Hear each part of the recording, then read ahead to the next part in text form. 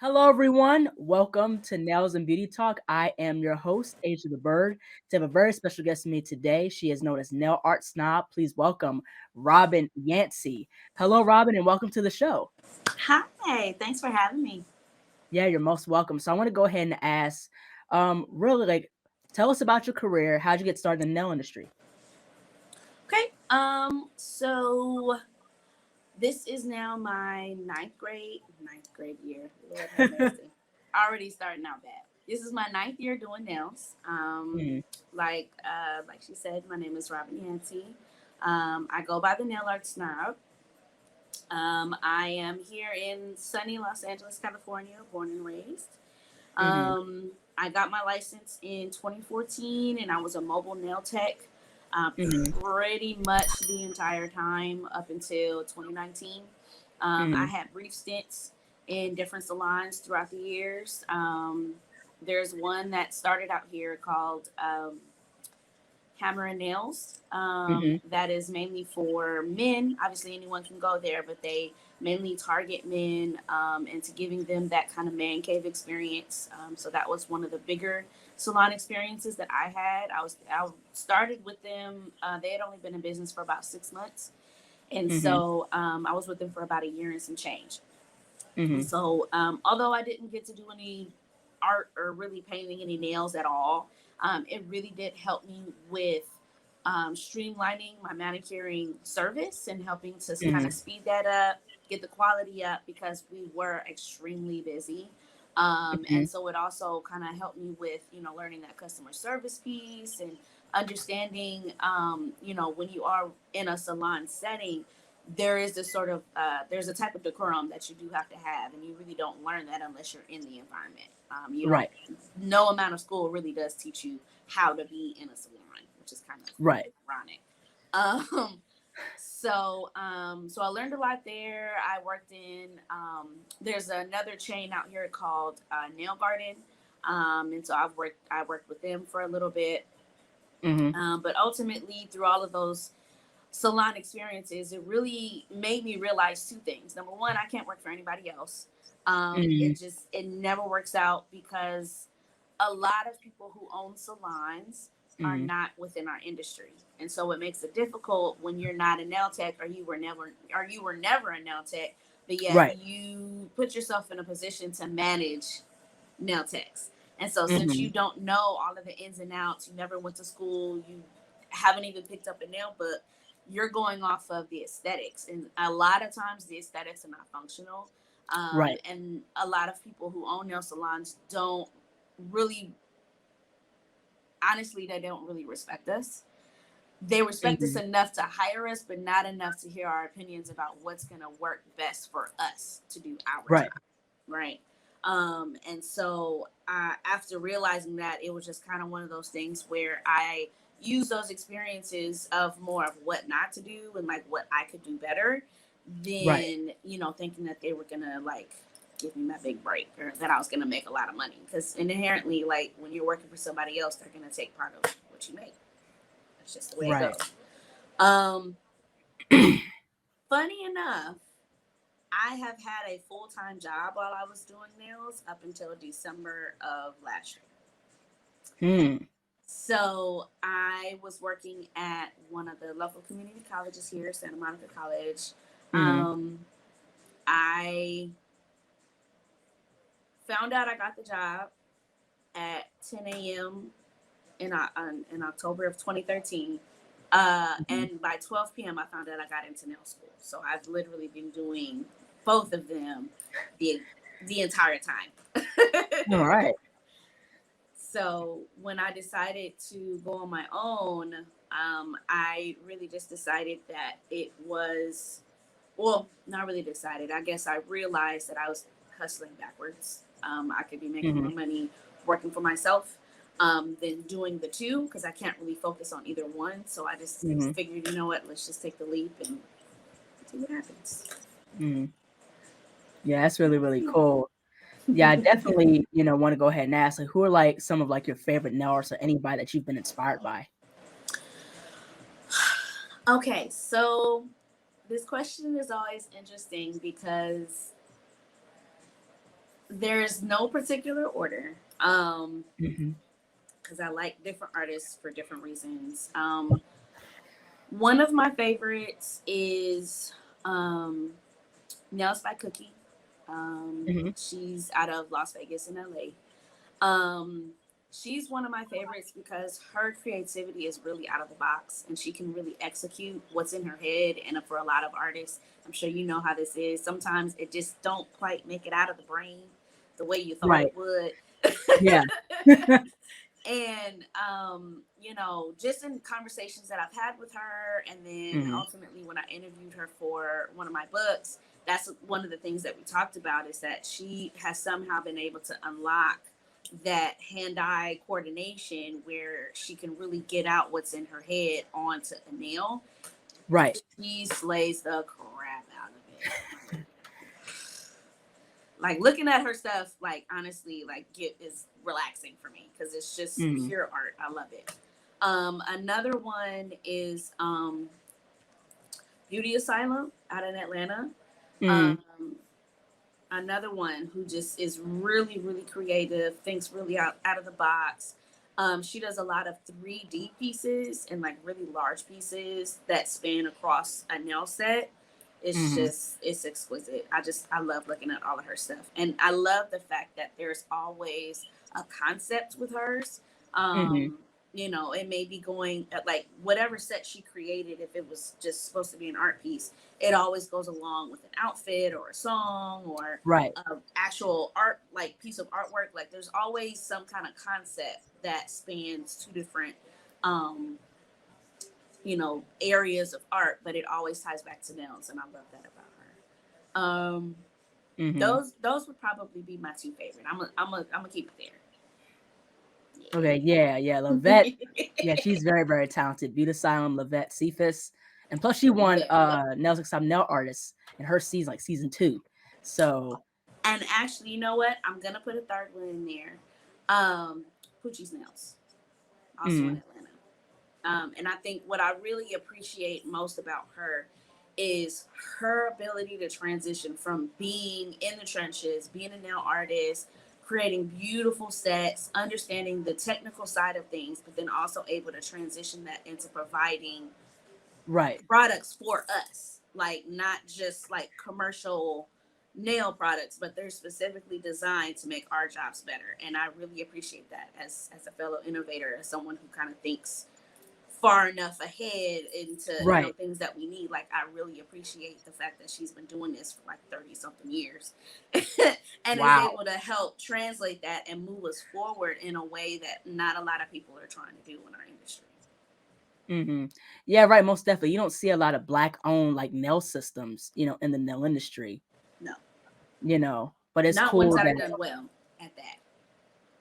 yeah, and the fact that Poochie is, just making her own nail systems and really, being ahead of the curve. That's something I can really appreciate from her. Absolutely.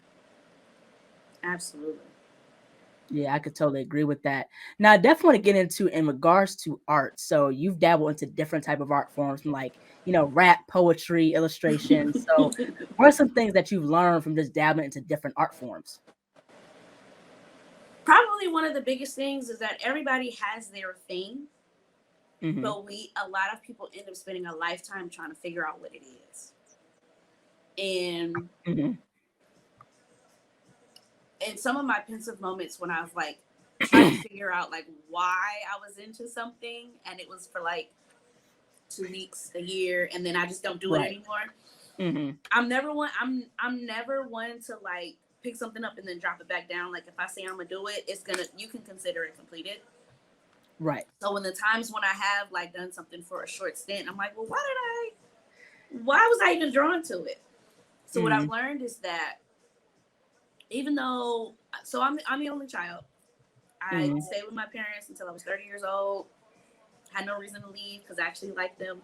Um, so it works out. You know, I can go to school for free. So growing up, like I just kind of followed the formula, right? You go to school, you do your work, maybe you go Right. to a party or two, but like, I was, I just kind of went along with the Right. book. But along the way, I was kind of trying, I guess, subconsciously trying to figure out where I fit in, right? Mhm. I was an athlete my entire life, but I knew that I didn't necessarily want to do that for a living. I just knew that I liked being athletic. My first Right. sport was ice skating, so inherently that led to like doing dance and getting heavily into music because it's all kind of related. Um, but I guess like through all of those different disciplines in the arts, if you will, what it showed me is that they are all actually connected, and they just utilize different skills and different parts of your brain that some people are Mhm. just naturally more in tune with. Right. And so what I was able to figure out was I really enjoyed visual arts. And so as much as I love music, I it's playing right now. It plays during every appointment, while I'm driving, while I go to sleep. Like that's just a part of my life. Right. I also realized that I don't get as much enjoyment out of making it as I do listening to it, and I had to be okay Mhm. with that. But the visual arts of things, so doing graphic design, doing digital illustration, um, and then ultimately painting, and then doing nail art, that's what gives me joy. Like I lose time when I am creating something that's more visual. Right. And so I just had to, accept the fact that this is where we are in photography. Like that's just Mhm. things that I can look at and admire and really get to take in visually without having to use any words. Like you just get that visceral emotion from it. Right. That's my niche. So I was like, okay, well, we'll just use what we've learned from these other things of being able to evoke emotion from all these Mhm. different creative aspects Right. and try to translate that into a visual perspective. That's where Mhm. I'm at now. So now I'm really leaning into those aspects. Mhm. Yeah, yeah, right, exactly, most definitely. Now, what about, like, with radio? Because I know you did mention in your bio that you was getting into radio to a certain degree. Can you tell us about that? So that was supposed to be my career of choice out of school. Mhm. When I was in high school, I was the school's DJ for 2 years. Mhm. And like I said, harkening back to my love of music, like I really thought that I was going to be a radio personality or a sound engineer. Like that's Mhm. all I talked about. Growing up, all I wanted to do was be a teacher. I still want to be a teacher, but what I've wanted to teach has changed throughout the years. But I know I want to Mhm. teach, right? Right. So when I was DJing, I was like, okay, well, you know what? Trying to be a DJ for hire is really oversaturated and is, still going to be a little bit difficult in the beginning because you still got to build up your repertoire. You got to build up your Right. reputation and things. So I was like, what about if we were a DJ for radio station? Because that pretty much is not going out of business and Mhm. they make really good money. So I was like, okay, Right. well, let's just go on the radio. I like to talk. I like to play music, and you get to do both and get paid for it and talk to other people. Bet. Mhm. Um, so I went to Long Beach State. Well, no, I went to Santa Monica College first, and Mhm. got my AA in radio broadcasting, and then I transferred to Long Beach State University and got my bachelor's in communication studies with a minor in film and electronic arts. Mhm. And so all of that was to prepare me for going into radio. The problem was that when I got to my last year of my studies and after I Mhm. graduated, all of the internships that were available were doing unpaid, and there were always during times when I either needed to be at school or when I needed to be at work. Mhm. Um, and it was like time after time after time again, like I just couldn't Right. get what I needed. So, um, I found myself after graduating from college working Mhm. at a bank as a teller, and I absolutely hated it. Mm. Absolutely, and I didn't know why at the time. Absolutely hated it, Right. but um, I realized in hindsight it had to happen that way because you know although I have all of the skills and the knowledge to do the sound engineering piece of it and to do the radio broadcasting piece of it, Right. Because I didn't get a chance to go into it first and I had to go into the bank, what I Hmm. realized is that that's what was the setup for me to go into nails. Because at the time I was like 22, 23, you know, I'm a new adult, right? So I'm thinking, okay, adults get their nails done, they do more self Right. care. So let me go and start getting my nails done, get my feet done, get my hair done. I'm not a teenager anymore. And so when I started doing that, um, maybe like the salon I was going to around the corner from my parents' house, I was going there for like 6 months or so. Hmm. And then at one point, I had gotten cut on the same finger, on the same hand, twice by two different Mm. people, like Wow. consecutive appointments. And I was like, this is stupid. I shouldn't be getting injured just to get some nail polish. So started doing my nails at home. Started getting into the nail art of it all, right? Hmm. Not really having any expectations. Just my nails need to be done for work, and I kind of Right. like it. So let's just see where it goes.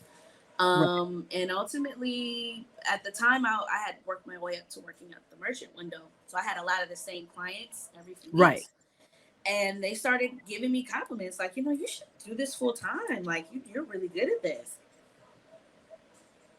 I didn't think anything of it, but I did Hmm. eventually start researching it because when you start to get enough people saying it, like it's kind of Hmm. hard to ignore, and it's too many coincidences to be a coincidence. Right. So started looking into it, doing research on the industry as a whole and what else you can do with nails as opposed to just sitting at a table painting people's nails all day. Right. And I saw that there's so much more that you can do, and there's so much room for you to like push it even further. I was like, oh yeah, no, we gotta. That's what we're doing. Right. I used to braid in college, but I knew I didn't want to do hair. So, Hmm. but when I decided I was gonna do nails, like no one, friends, family, nobody knew that that's where I was gonna end up. I followed directions. Hmm. If God in the universe is like, hey, excuse me, this right here, this is where you need to go. I'm like, all right, fine. So I Hmm. enrolled in nail school and got the call like the next day, and then that just happened. Like I said, happened to be the same day that I found out that I got another job. So I got out of the job that I couldn't stand, and I got into nail school, which was setting me up for where I am now. All right. Yeah, yeah. That's really, really cool. But also, I want to get into more about nail school. So, what has been the experience been like, and what is your take in terms of nail education and how it could be improved? So nail school has changed even since I went. I went from October 2013 to March 2014. And in that time, I recognized that the teacher that I had was very different from a lot of other nail artists teachers when they were in school. Right. Because a lot of them just teach to the material and they do just enough to get you out the door so that you can pass and move on. Right. Whereas mine was more so, her perspective was giving us the tools to hit the ground running as soon as we got out of school. Right. Because she understood that when you get to wherever you're going, you're gonna learn on the job. Like that's just kind of the nature of the beast in our industry. But at the same time, you still want to have something to stand on. Right. And so she was going above and beyond what Milady was trying to give us, right? Right. So she was going above and beyond what our teacher was. So what our book was giving us. So like she was showing us the introductions of how to do gel extensions before that even made it into the book. She was showing us like proper technique on how to use a drill. She was giving us game on how to actually run your business past what they had in the book, which was very basic information on how to do cash bookkeeping. But she was actually like giving us a more realistic view on how to actually manage our own finances as sole proprietors, Right. and then how to expand it if we did decide that we wanted it to be bigger than just us. Right. And so I really appreciate that because she really made it easy for us to transition into being a nail artist post getting our license, as opposed to us really having to like scrimp and scratch just to get information. Because a lot of people in our industry don't like to share information. It's really crazy. They either will charge you an arm and a leg to give you information, or they don't want to share it at all because for whatever reason, a lot of nail artists in our industry, especially here in LA, they really feel like they have to be gatekeepers, because if I give you a piece of information, you're going to take my client or you're going to take my business. But what I've come to understand is there's so many people, there's so many women, there's so many men out here that get their Mhm. nails done. Everybody can eat. Right.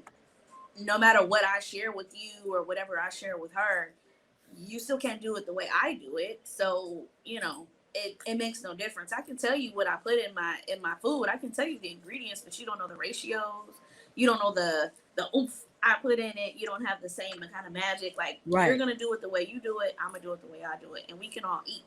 But a lot of people Mhm. aren't like that. So I really appreciated that she was able to take that same approach and to really give us what we needed to know and not just what was in the book.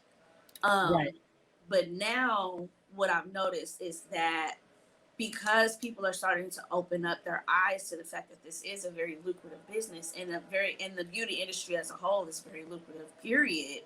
Right. And contrary to what all these governors think, we are essential workers.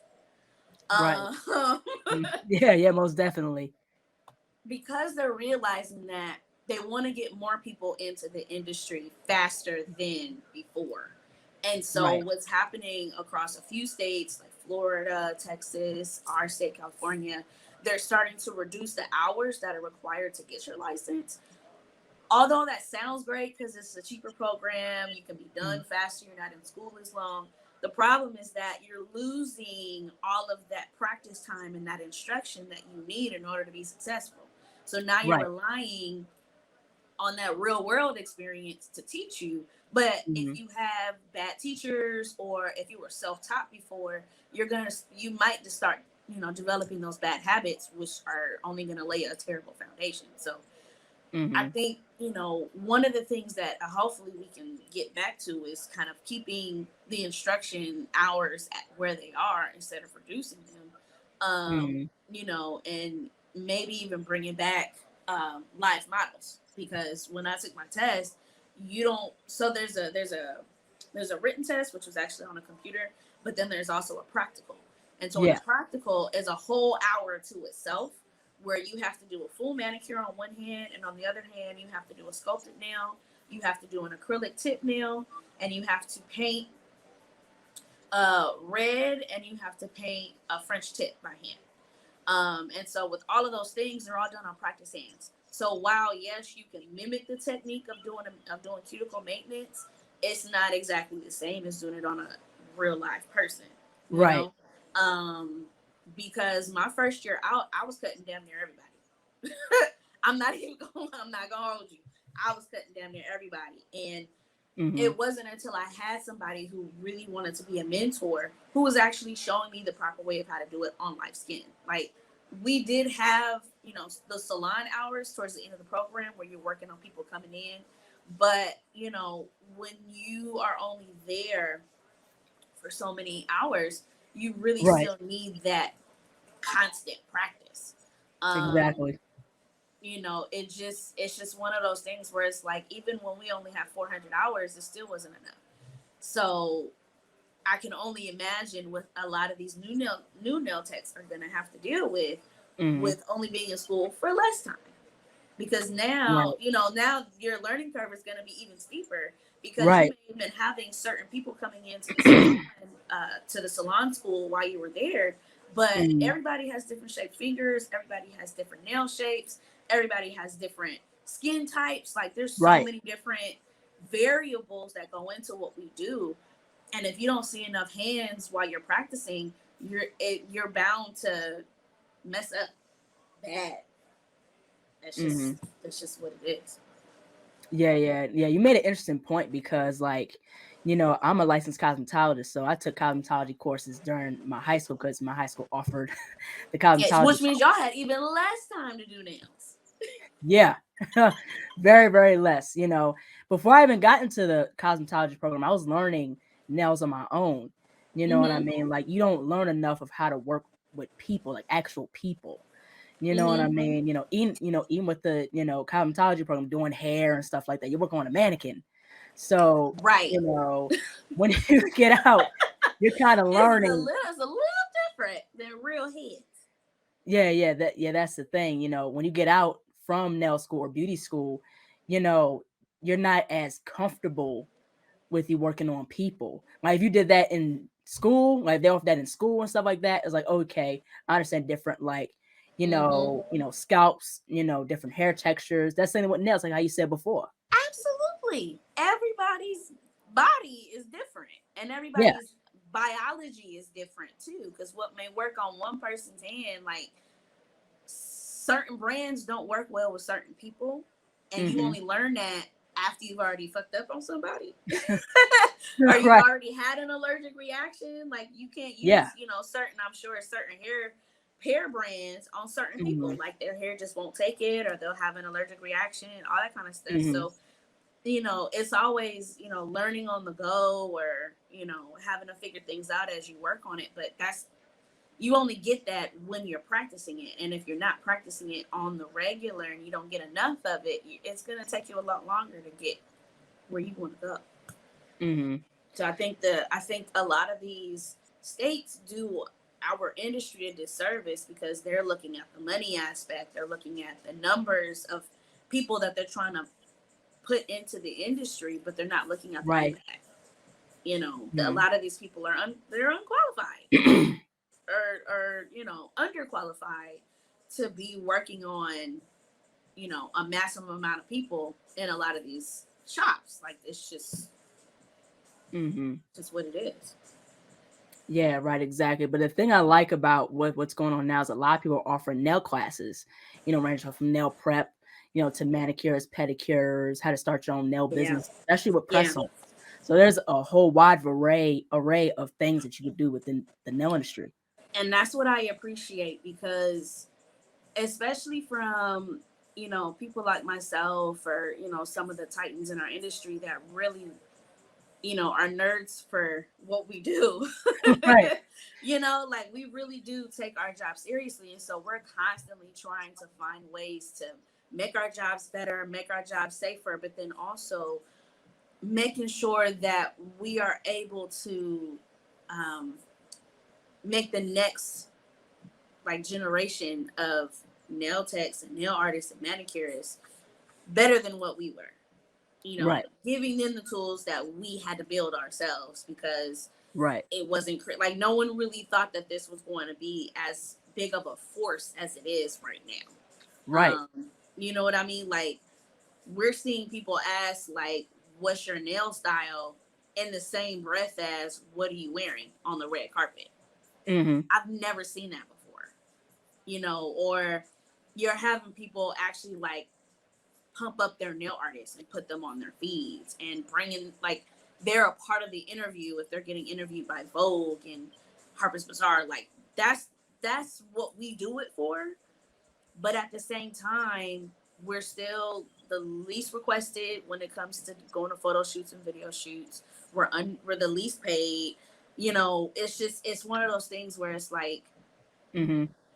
offering those classes and giving people game at this point for the people who do it is more so that we can build up that next person who can take the fight even further. Right. Letting them know just how far we have come, so that they're able to be like, okay, I see that you're doing these type of classes, and you've done this in your career. I want to do that and more. Right. Like that's what we do it for, honestly. Mm-hmm. Yeah, right, exactly. And I think that we're slowly getting that recognition in fashion as regards to nails. I mean, I think it It's should a be. fine art. Yeah, it's a fine art as anything else. It's a fine art. Mm. Yeah, and that's something that people have to understand, like, and I don't know why, like sometimes people get kind of surprised as to how we charge with nails, like 100, 200, $300. And Don't it's get me like, started. if you have the ability. I actually teach a class on how to actually charge properly. because I don't know why people don't understand that, or why we're the like, probably us in hair are like the main people that just always get hassled about why we charge this much, but no one Mm, wants to answer the question about why our materials cost this much. right. Because they ain't cheap. No, especially after COVID. I constantly have to tell people, like, listen, we use a lot of the same stuff that they use in hospitals. So our alcohol has doubled or tripled in price per gallon. Our Right. acetone has doubled and tripled in price. Our barbicide has doubled and tripled in price. And then because a lot of these other countries, a lot of our brands are shipped in from Canada, Japan, Korea, Right. China. They're all having supply issues because they're having issues getting the raw materials. So if Mm, it takes them, so if it's more expensive for them to produce it, of course we're gonna get the butt end of that. In addition to the rising in shipping costs, the delays, like, yeah, right. we get the cigarette butt at the end of the night. Yeah, yeah. And so in order for us to raise our families, pay our rent, pay for our car notes so we can get to your appointment, I gotta pass that on to y'all. Mm, So it's not fair to me now to charge you $40 for a full set when it costs me $30 for materials. mm. Yeah. So no, I yeah now. Yeah, yeah, that's the thing. It's just as much of an art form as anything else. Like, if you're willing to pay $200 to $400 for hair, you know what I mean? Nails gonna be the same way. And depending on what you got, that may not even last you as long as your nails can. Right, exactly. Just saying. And that's the thing too. I remember taking a class about nail prep, and nail prep is very, very important because that helps with the nail enhancement lasting like, 3 weeks to a month. Listen, listen. It is man. It is so underrated. You can have a simple, solid cappuccino color, but if that thing don't lift, don't crack, don't break, it don't move, all it does is grow out, and you can come back 2 months later and people are still complimenting you on that stuff. It's the best. Prep is so Mm, underrated. People don't really give that much respect to it. Well, I'm gonna say a lot of nail techs don't, but I think mm. now that's starting to become the thing where people are starting to understand that, you know, the prep and the natural nail care Yeah, are the real important pieces to manicuring. It's not the polish. yeah, right, You exactly. could have clear, but if your nails are shitty underneath, then what was it all for? Yeah, right, exactly. Yeah, the nail prep, the foundation, it's like building a house, you know? Period. Mhm. Exactly. Exactly. Mm-hmm. Yeah, it's like building a house. So you got to have that foundation before you put everything else in the house. You know what I mean? Because if that foundation crumbles, rest of it don't that has nothing to do with it. Yeah, it doesn't really mean anything. But I do want to switch gears and talk about your nail books. So, what was the Okay. decision behind like your nail books and putting in different nail arts in the books? So, the nail book idea came to me in summer of 2019. Mm, So I always have these like different concepts and theories. My friends right. laugh at me with my theories. About about life, honestly. They're really just Right. all about life, right? And so one of my theories was looking at the similarities between a nail service and the creative process that a creative person goes through when they're trying to um, lean into whatever their craft is, right? Right. And so the very first book that I put out is exactly about that. It really just kind of dives into um, what goes in to like the type of work that goes into creating a craft, maturing your craft, and really becoming an expert at what you do, whatever that is. Right. And it doesn't even have to be anything necessarily like artsy. Like it could be being a writer, or it could be being, I don't know, a systems analyst. Like whatever it is that is your thing, there's always a journey that goes along with it. Right. when it comes to kind of becoming in your own, right? Mm. And so what I did with my first book, Nail Junkie, was basically demonstrate that journey, but through the stages of a manicure. Right. So what I just used all of my own imagery, all of my own nail photos to help demonstrate that, but I wanted it to be something where it was more of a love letter to nail artists, who have Mm. done their due diligence and have worked in the trenches with, Right. two nail polish bottles, like just really starting at the bottom and building their skill set up and building their brand and building themselves up and finding themselves within their craft. But this Right. was also just a love letter to people who are really out here, like trying to just make it on their own as a freelancer, Mm. or making it on their own as a person and really trying to find out who they are, what they like, what they want to do with their life, and what their legacy really is. Mhm. And so that's probably my favorite project, um Mm. because the art in there is spectacular, but I think it's one of those timeless books that really will speak to anybody at any time for whatever industry they're in. Right. um so that led into Slade, which is the second book that I came out with, but I think it's probably the one I'm most known for, because what I wanted to do with that one was more so have that be like the next progression in that theory of using nails to demonstrate the story of life. Right. And so I'm a sociologist at heart. I really love learning about other people and learning other people's stories and sharing my story so that we can all see how all of these different paths really do put us on the same path, if that makes sense. Right. Mhm. So with Slade, the whole point of that was to give other Black and brown nail artists their flowers.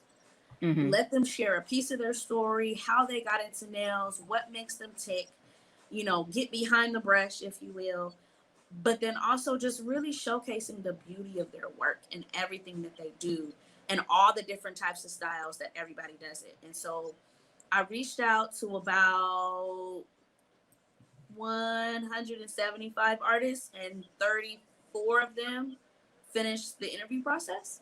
Um, Wow. and that was that whole process of getting all of those artists, into the book was a was more of a transformation for me. I don't know Mhm. if you can tell, but I'm actually a really big introvert. I'm extremely shy. I'm what they call like an outgoing introvert. Like I can survive in public spaces and like do these kinds of things, but like Right. secretly I'm like, oh, okay, I need to recharge now. Yeah, I'm the same way, yeah. Yeah, introvert, yeah. So having to go outside of my comfort zone, go outside of my shell, reach out to people I had never met before, sending them Mhm. DMs, emails, and also because I'm a Cancer, so I'm very much like touchy feely, like my feelings are my best friend.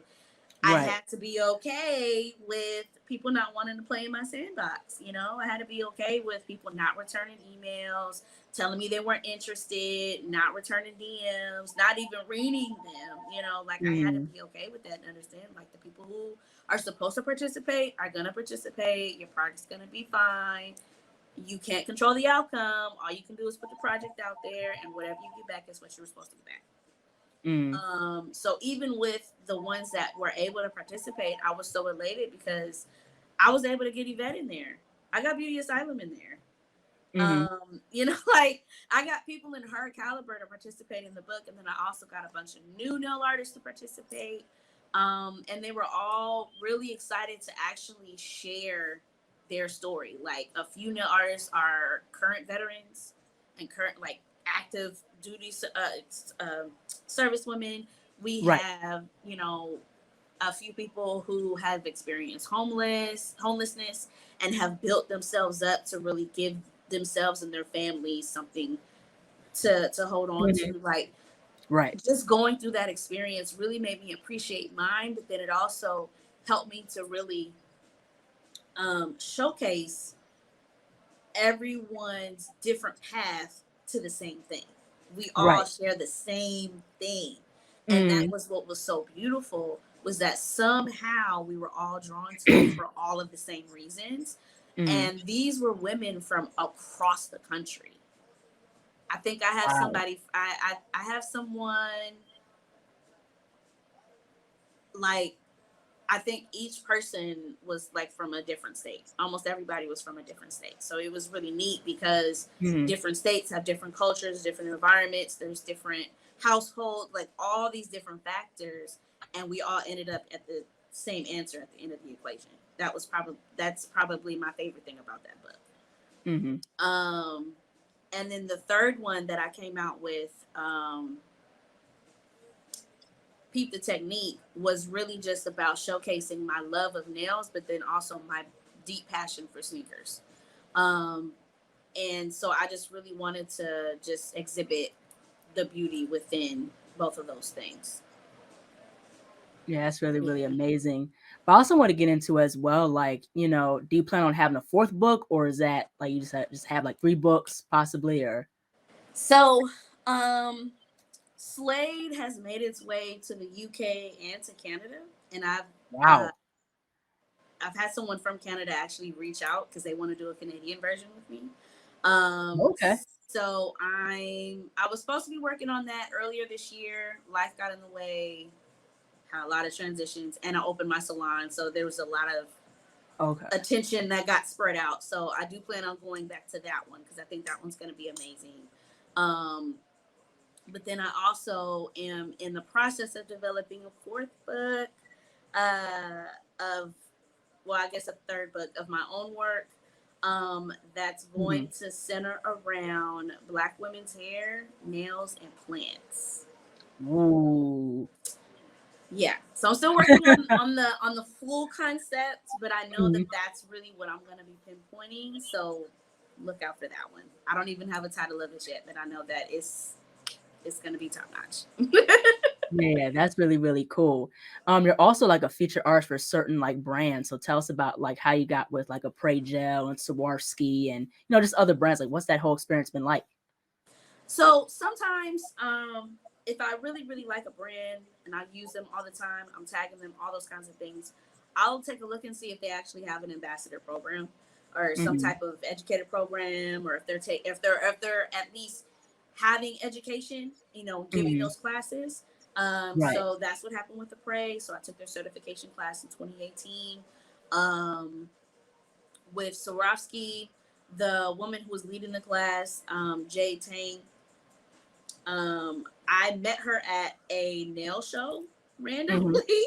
And we just really hit it off. My nail bestie Taylor, she goes by, well, she was Tasteley Nails, but her and Jade worked at a booth at one point, and so Mhm. she introduced me to her. We really hit it off, and just been Instagram friends for a long time. And so, at one point, she had posted that she was going to be teaching for Swarovski to be a Mhm. certified nail artist, and so I signed up and took the class.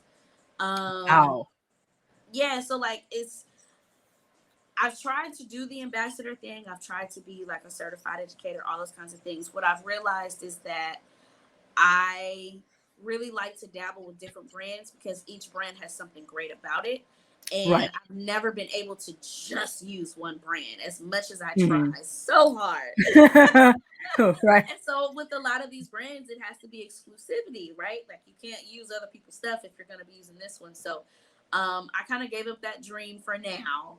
If I end Mhm. up being an official one later, that's cool too. But I think at this point, I really just want to build up my own education brand and give people the best of all of the worlds, and give Right. people the option to really learn like which brands they really like and not feel pigeonholed to only use this one brand because I'm an ambassador, you know? Right. Um, Probably my favorite one would probably be um, the accents classes. Mhm. The accents and the Swarovski classes. The accents classes, I got certified with their soft gel system and their hard gel system, from Eureka. She's in Torrance, California now. Her shop is called Jelly Pop. Mhm. But with accents, they're out of Canada. But they're used by a lot of Japanese nail artists. But she's the only West Side authorized retailer for that brand.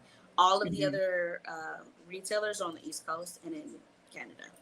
Mhm. But she made it really fun, and their brand is really, really fun. And they have a lot of good colors, and their quality is top notch. Mhm. Yeah, yeah, Yeah. that's really, really amazing. Now, what are some of the things that you found difficult and the most rewarding with being a nail artist?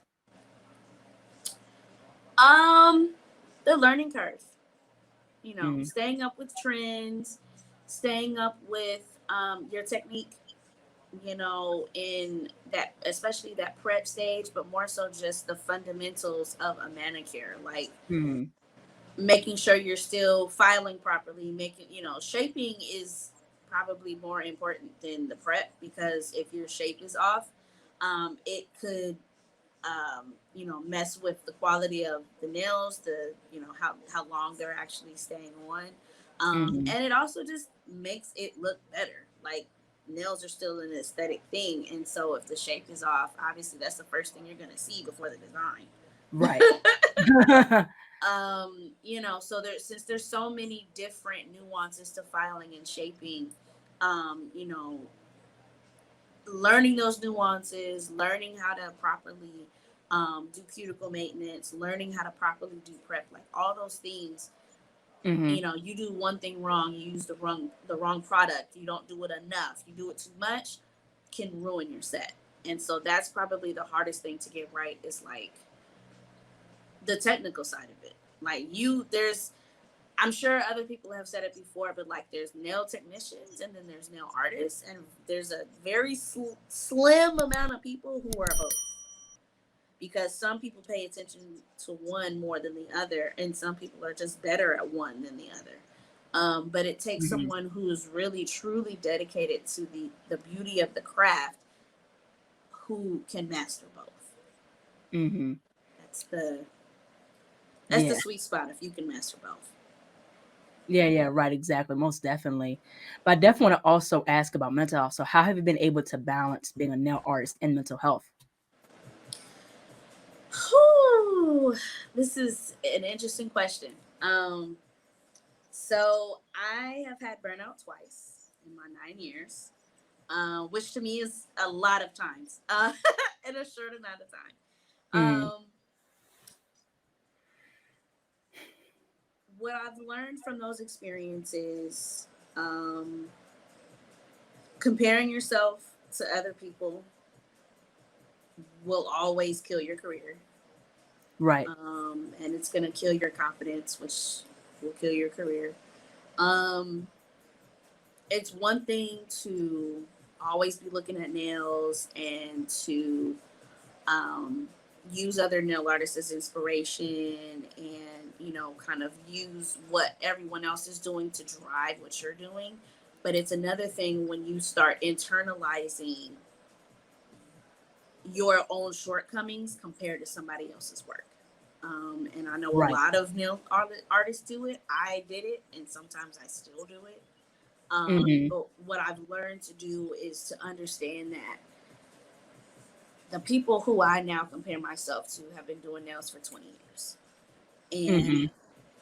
no matter how talented somebody is or how further along they are, at some point you just can't beat years of experience. That's just what it is. Right. And so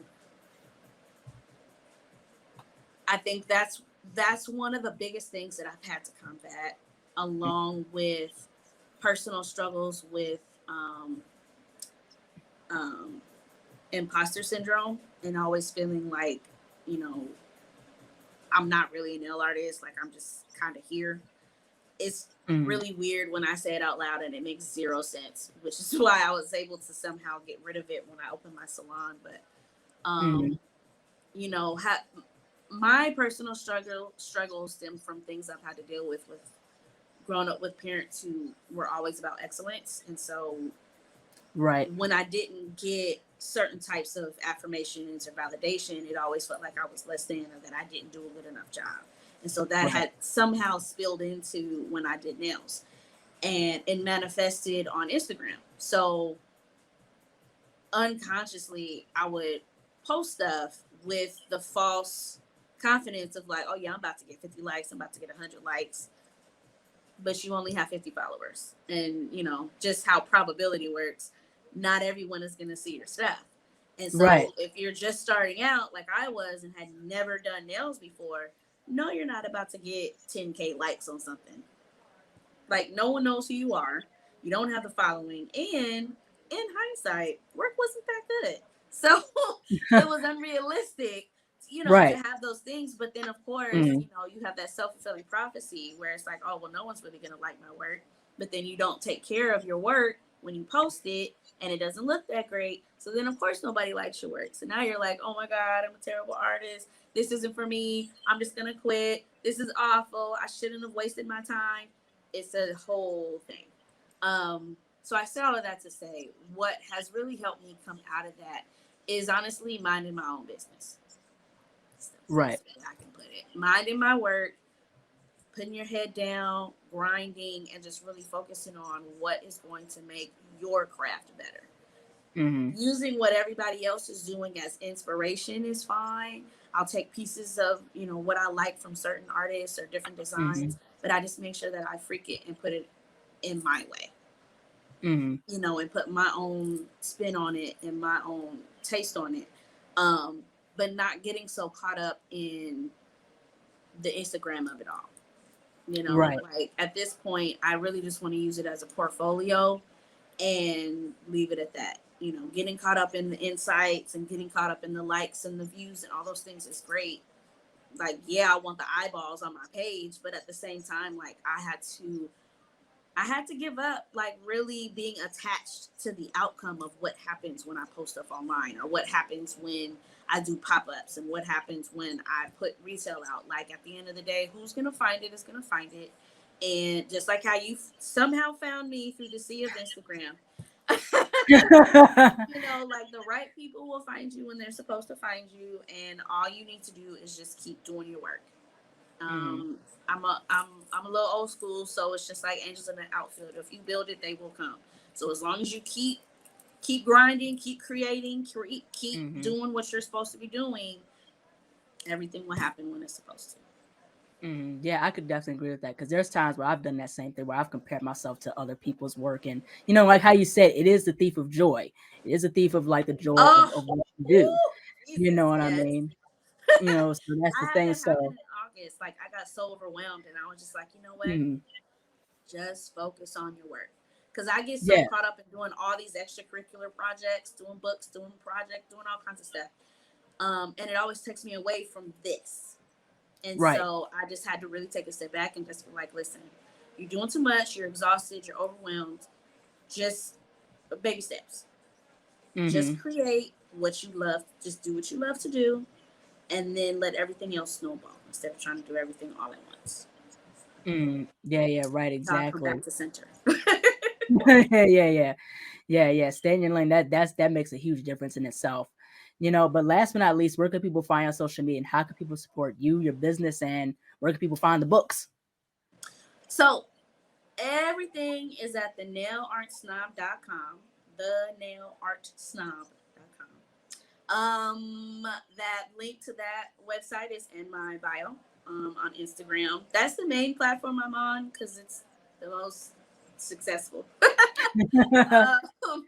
I have a Twitter account, don't use it. I have Facebook, never really on it. But Instagram is probably my favorite because it is so creative, and because I'm visual, like I mentioned, so everything is about the Right. visuals. But my Instagram handle is nail.art.snob. I did just start a nail nonprofit that teaches kids in the inner city how to do nails and how to set up their own nail business. So that's Right. linked on there. I do tag my books and all my products in the post, and they're on my website as well. Because because I also make cuticle oils and I do body butters and scrubs. Anything that has to do with nails or graphic Mm. design that deals with nails, because I make calendars and all kinds of other stuff. All right. NailArtSnob.com. It's all on there. All right. Well, thank you so much for jumping onto the show. I really appreciate this conversation. You're absolutely talented. I dig what you're doing. Just thank you so much. Thank you so much for having me. This was fun. Thank you. Yeah, thank you Bye. so much. Take care. Bye-bye. Hello, everyone. Thank you so much for watching. Please like, comment, share, and subscribe to the channel. Be sure to click the bell for notifications. Also, follow me on my social media platforms and visit my website, ASIATHABIRD.com, and be on the lookout for more interviews to come very soon. Take care and stay beautiful.